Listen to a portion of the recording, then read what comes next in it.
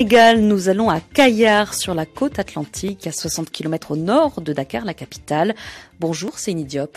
Bonjour Amélie et bonjour à tous les auditeurs de la radio RFI à travers le monde. Seyni Diop, vous êtes journaliste et adjoint au directeur de la radio Kayar FM, une radio partenaire de RFI. Et à Kayar, depuis que des ressources en gaz ont été découvertes, la spéculation foncière impacte les habitants. Oui, Amélie, je souhaite vous entretenir de cette boulimie foncière à Kayar. Du gaz naturel a été découvert en mai 2015 au large de Kayar. Il a donc 4 ans et demi de cela et il n'est pas encore exploité. Ils sont en phase exploratoire. Mais selon les premières estimations, Kayar représente une réserve gazière de l'ordre de 140 milliards de mètres cubes. Et cela attire les convoitises. Les autorités redoutent une ruée sur Kayar avec beaucoup de gens qui veulent acheter des terrains. Les prix augmentent.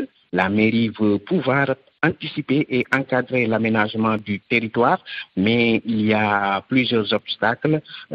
Premier obstacle, Amélie, les gens qui occupent des terrains sans avoir de titre. Nous écoutons le maire de Kayar, Alioune Ndoye.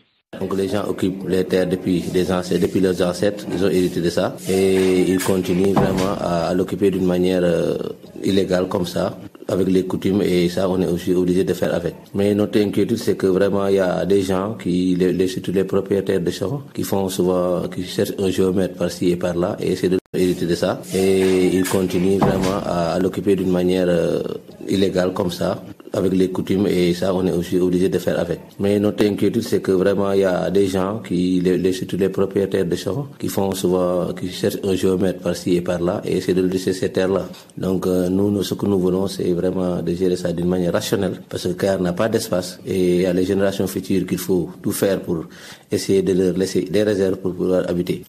Kayar manque donc d'espace. Seyni, est-ce que le maire explique, c'est qu'il faut que les terrains soient bien partagés à Kayar?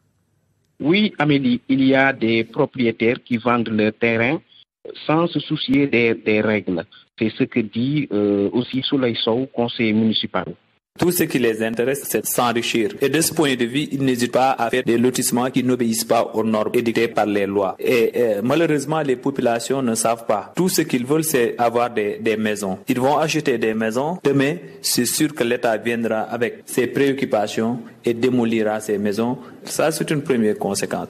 Deuxièmement, on assistera peut-être à l'installation de beaucoup d'entreprises. Donc, de ce point de vue, le foncier deviendra de plus en plus étroit, et que vous comprendrez avec moi que Kayar est une localité où la population est très jeune. Cette jeunesse-là a besoin demain d'avoir des maisons. Et si cette spéculation continue aujourd'hui, c'est sûr que d'ici 10 ans, on n'aura plus de réserves foncières qui pourront abriter les investissements, les infrastructures et les maisons qui doivent être construites pour cette jeunesse-là.